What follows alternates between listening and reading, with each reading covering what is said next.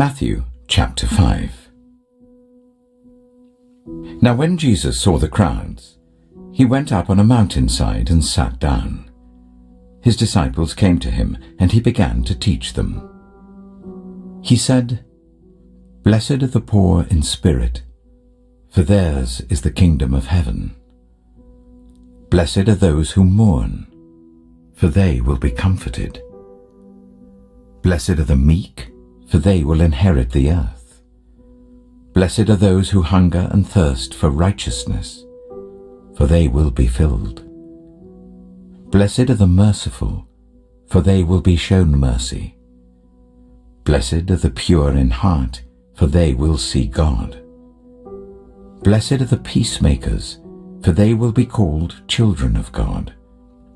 Blessed are those who are persecuted because of righteousness, for theirs is the kingdom of heaven. Blessed are you when people insult you, persecute you, and falsely say all kinds of evil against you because of me. Rejoice and be glad, because great is your reward in heaven, for in the same way they persecuted the prophets who were before you. You are the salt of the earth. But if the salt loses its saltiness, how can it be made salty again? It is no longer good for anything except to be thrown out and trampled underfoot. You are the light of the world. A town built on a hill cannot be hidden. Neither do people light a lamp and put it under a bowl. Instead, they put it on its stand, and it gives light to everyone in the house. In the same way, let your light shine before others, that they may see your good deeds and glorify your Father in heaven. Do not think that I have come to abolish the law or the prophets. I have not come to abolish them, but to fulfill them.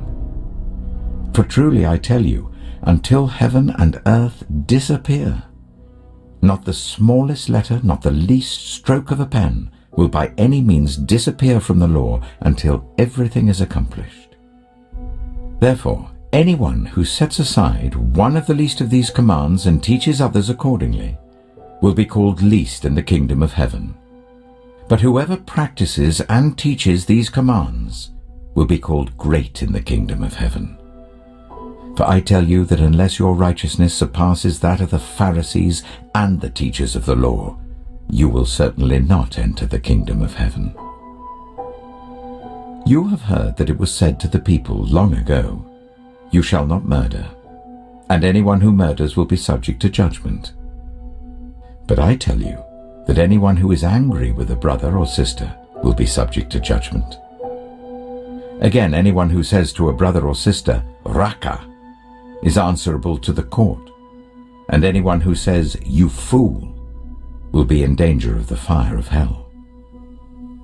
Therefore, if you are offering your gift at the altar and there remember that your brother or sister has something against you, leave your gift there in front of the altar. First, go and be reconciled to them. Then come and offer your gift.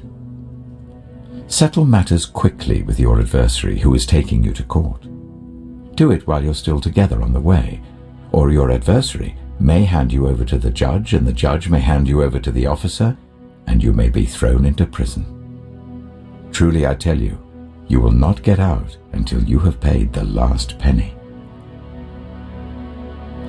You have heard that it was said, 'You shall not commit adultery.' But I tell you that anyone who looks at a woman lustfully has already committed adultery with her in his heart. If your right eye causes you to stumble, gouge it out and throw it away. It is better for you to lose one part of your body than for your whole body to be thrown into hell. And if your right hand causes you to stumble, cut it off and throw it away. It is better for you to lose one part of your body than for your whole body to go into hell. It has been said, anyone who divorces his wife must give her a certificate of divorce. But I tell you that anyone who divorces his wife except for sexual immorality makes her the victim of adultery, and anyone who marries a divorced woman commits adultery. Again, You have heard that it was said to the people long ago, "Do not break your oath, but fulfill to the Lord the oaths you have made." But I tell you, do not swear an oath at all, either by heaven, for it is God's throne, or by the earth, for it is his footstool, or by Jerusalem, for it is the city of the great King. And do not swear by your head, for you cannot make even one hair white or black. All you need to say is simply yes or no. Anything beyond this comes from the evil one. You have heard that it was said, "Eye for eye and tooth for tooth." But I tell you, do not resist an evil person. If anyone slaps you on the right cheek, turn to them the other cheek also. And if anyone wants to sue you and take your shirt, hand over your coat as well. If anyone forces you to go 1 mile, go with them 2 miles. Give to the one who asks you, and do not turn away from the one who wants to borrow from you. You have heard that it was said, "Love your neighbor and hate your enemy." But I tell you, love your enemies and pray for those who persecute you, that you may be children of your Father in heaven. He causes his sun to rise on the evil and the good, and sends rain on the righteous and the unrighteous. If you love those who love you, what reward will you get? Are not even the tax collectors doing that? And if you greet only your own people, what are you doing more than others? Do not even pagans do that? Be perfect, therefore, as your heavenly Father is perfect.